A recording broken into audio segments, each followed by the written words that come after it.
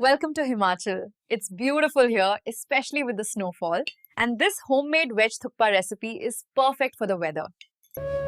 In winters, our body needs warmth, nourishment, and strength. Soupy thukpa is filled with seasonal vegetables.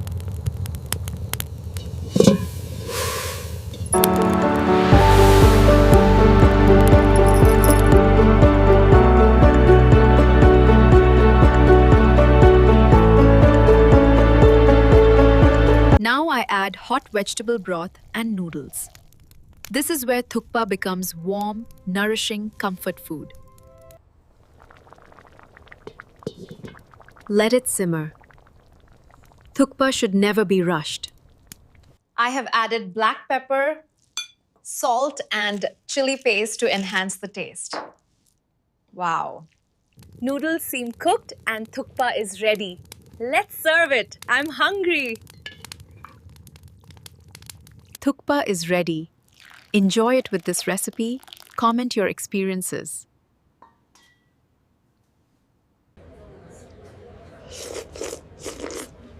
Wahoo! Total worth it.